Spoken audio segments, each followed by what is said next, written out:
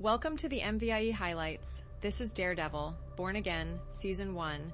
Daredevil is back, officially in the Marvel Cinematic Universe, picking up right where the original Netflix series left off 10 years ago.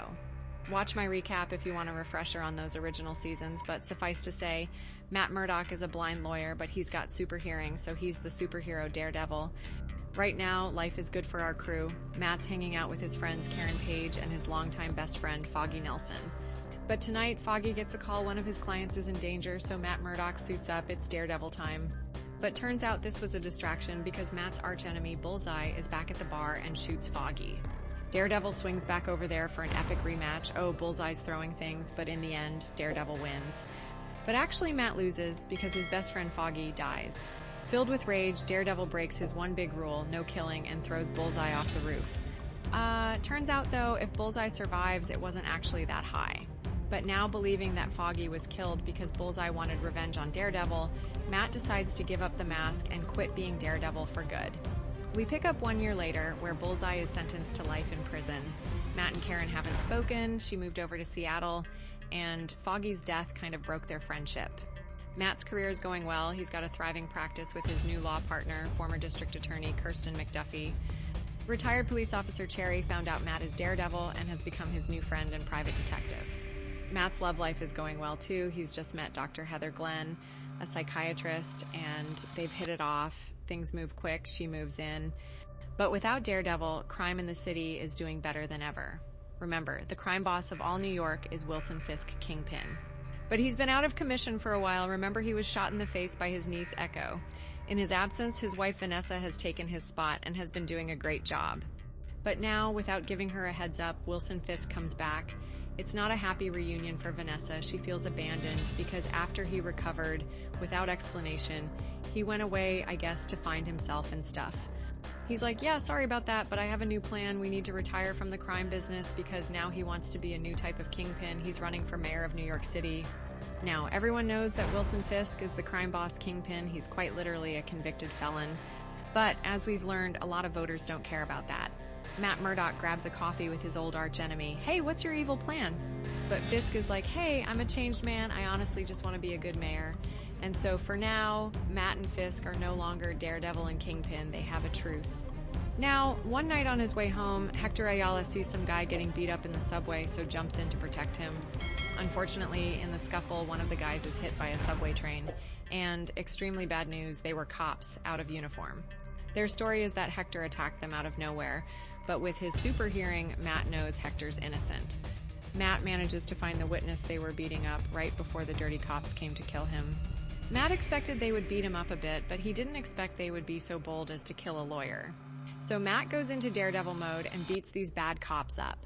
Matt gets this witness on the stand, but he's intimidated that the other cops will keep trying to kill him, so he says he wasn't there.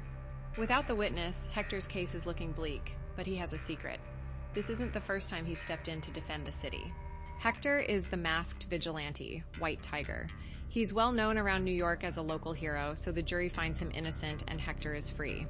But the very next night, when White Tiger is out on the streets, he's killed by someone wearing the Punisher vest. So Matt pays a visit to his old frenemy. Yes, it's Frank Castle, the Punisher. It's like, look, whoever killed White Tiger, put your logo on the bullet. Frank's like, yeah, I got a lot of copycats. In fact, the dirty cops have adopted the Punisher logo. Yeah, they think they're the good guys taking justice into their own hands by killing criminals without due process. They don't realize the irony that makes them bad guys that the Punisher would kill. Meanwhile, Wilson Fisk's evil plot in becoming mayor seems to be just being a good mayor. His big project is to fix up the crime-ridden Red Hook Pier, but his political advisor, Sheila, keeps giving him the bad news that there's a lot of red tape. You can't just do whatever you want. In fact, it turns out being mayor is mostly just these silly PR events. The other main part of being mayor is schmoozing with wealthy donors, including a returning character, Jack, from the Hawkeye show. Remember, he was Kate Bishop's mom's fiancé who ended up becoming the vigilante swordsman. There's another quick connection to the MCU when Matt befriends the father of Kamala Khan, yes, Ms. Marvel. Fisk's right-hand man is Buck, who we learn almost nothing about, but he's a flexible assistant who can be both the mayor's chief of staff and handle problems in Fisk's personal life. A rising star in Fisk's inner circle is the social media intern Daniel Blake. He's friends with a social media star, BB, who's got a reporter-type show, The BB Report, which, weirdly, she films old-school style and not vertically for TikTok.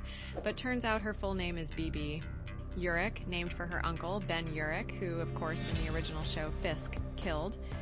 BB seems to know this and is playing nice with Fisk for now, but hoping to eventually take him down.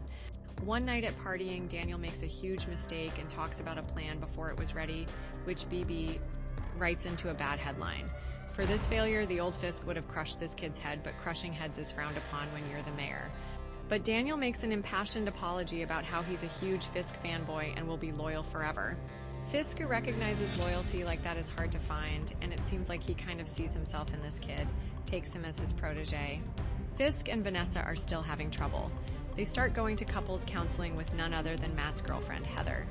One big problem is during Fisk's absence, Vanessa took a lover and asked Fisk not to kill him, and he technically kept his promise. He just locked him up for the entire season. He's like, look, I'm trying to be a better man, but I really want to kill this guy. So Vanessa, moved by his devotion to her, kills this guy herself. Yes, she and Fisk have worked it out. Now there's a serial killer at loose in New York, a graffiti artist named Muse, who mixes his victim's blood into his paint. And this is just the excuse that Fisk has been looking for to round up all the dirty cops in the city and make them his anti-vigilante task force.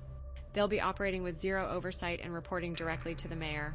White Tiger's niece tells Matt that he was looking into this Muse and thinks his lair is in the subway.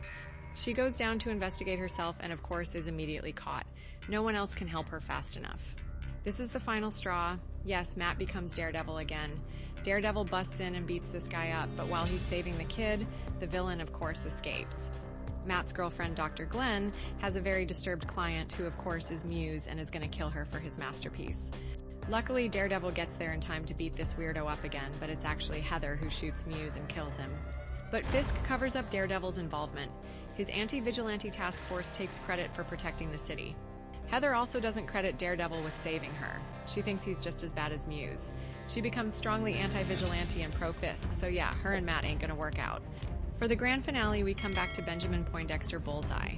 He's transferred out of his cushy solitary into regular prison where he's likely to be killed, so he calls the best lawyer he knows, his arch-enemy, Matt Murdock. But now he comes clean. I didn't kill Foggy for revenge. Someone did order the hit, and Matt always assumed Fisk was behind it. But Matt's not about to help Bullseye. He leaves him here to rot. Unfortunately, though, he just gave him exactly what he needed to escape. So at Fisk's fancy mayoral ball, Matt comes to crash the party, because he's still technically Heather's +1. When Fisk is told about Bullseye's escape, Vanessa tries to confess something, and Matt, overhearing, realizes it was Vanessa who put the hit on Foggy.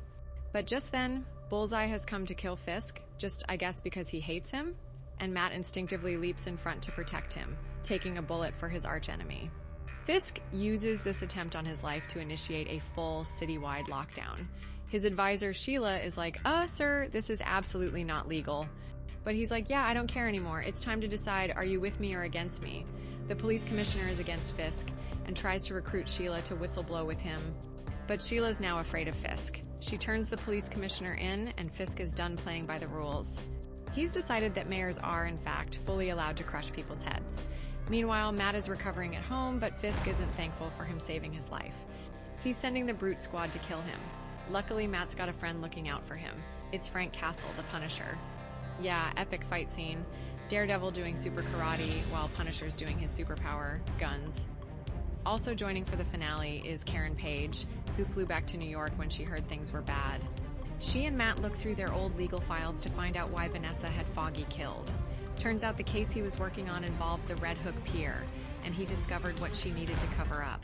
Turns out, through an old, obscure legal charter, the Red Hook Pier is a free port, independent of America.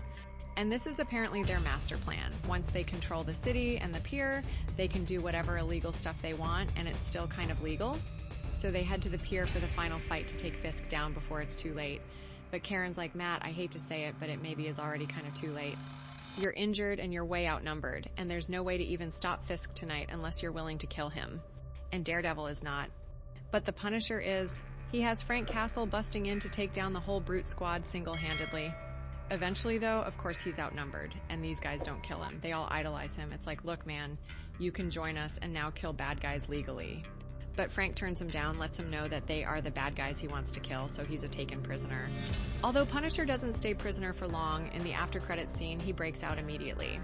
So as the sun rises on a new New York, Mayor Fisk tells the city, "Don't worry, everything's cool. My brute squad has made the city safe." Matt Murdock couldn't stop him last night, but he's settling in for the long game. He's gathering his friends into an underground resistance with the hope to eventually take Fisk down and take their city back. And that's where Daredevil Born Again Season 1 comes to an end. If you like this highlights, hit that subscribe button for more of the best recaps of TV and movies.